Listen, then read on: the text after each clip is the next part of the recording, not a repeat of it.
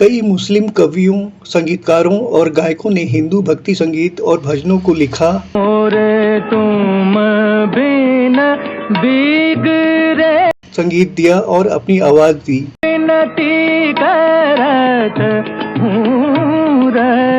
मोहम्मद रफ़ी साहब भी उन महान कलाकारों में हैं जिन्होंने संगीत को मजहब से ऊपर माना है। दर्शन भिक्षा दे दो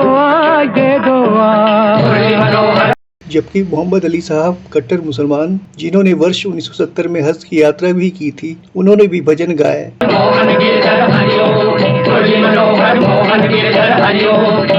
बल्कि यूं कहिए कि अपने समय में रफ़ी साहब ने भजन गायन कला को एक नया आयाम और ऊंचाई दी।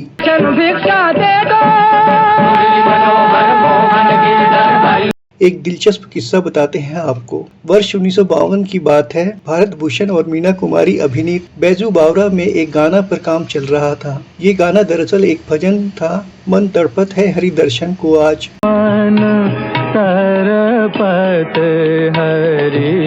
सबसे दिलचस्प बात ये थी कि इस भजन के तीनों मुख्य कर्ता धर्ता मुस्लिम थे।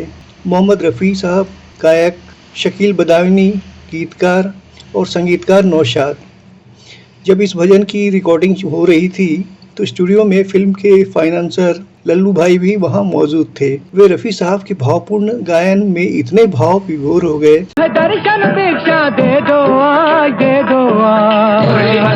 कि रिकॉर्डिंग खत्म होने के बाद कृष्ण कृष्ण नाम का जाप करते हुए नाचते रहे।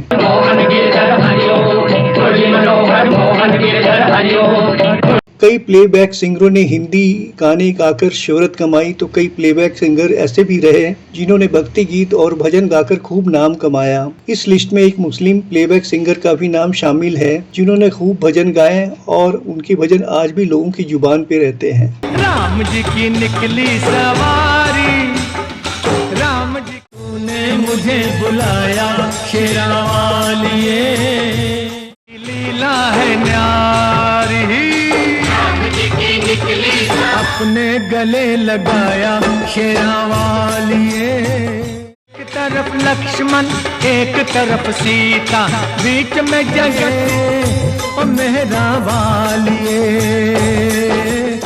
एक तरफ लक्ष्मण एक तरफ सीता, बीच में जगह। दिग्गज सिंगर मोहम्मद रफ़ी साहब आज भले ही इस दुनिया में नहीं हैं, लेकिन अपनी आवाज़ के जरिए वो आज भी अपने चाहने वालों के दिलो जुबान पर जिंदा हैं। मोहम्मद रफ़ी साहब वो शख्सियत हैं जिन्होंने हिंदी गाने गाए नहीं बल्कि मुस्लिम धर्म से ताल्लुक़ रखने के बावजूद कई भजन गाए। फिल्म बैजू बावरा में मन तड़पत हरि दर्शन को आज से लेकर हमसे बढ़कर है कौन में गणपति बप्पा मोरिया गाने तक रफ़ी साहब ने बहुत से भजनों को अपनी आवाज़ दी।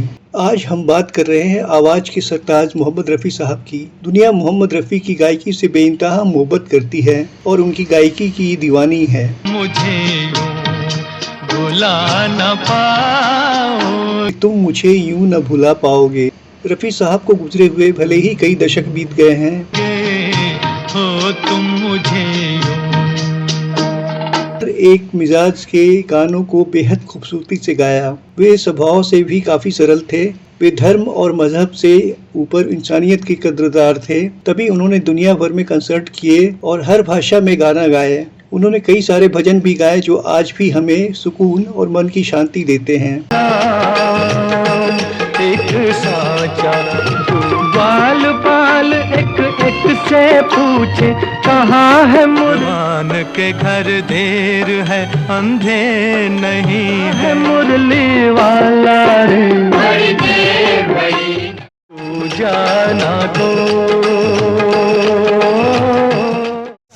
गंगा तेरा पानी अमृत,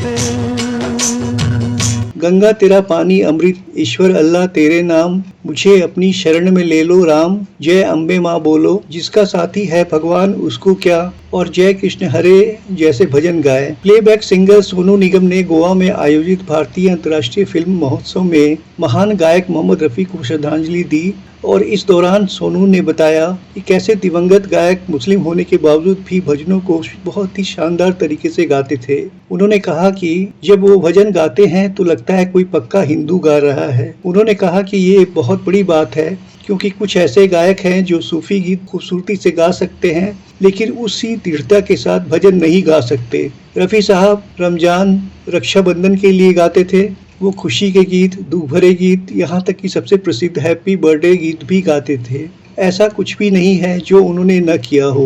मोहम्मद रफ़ी ने किशोर कुमार और वैजंती माला की फिल्म आशा में जय माता दी भजन गाया था। रघुपति राघव राजा राम के लिए रफ़ी साहब ने राम जी की सवारी को अपनी आवाज़ दी। इसके अलावा रफ़ी साहब ने अम्बे तू जगदम्बे काली, बड़ी देर भई नंदलाला जैसे भजन गाए। मेरे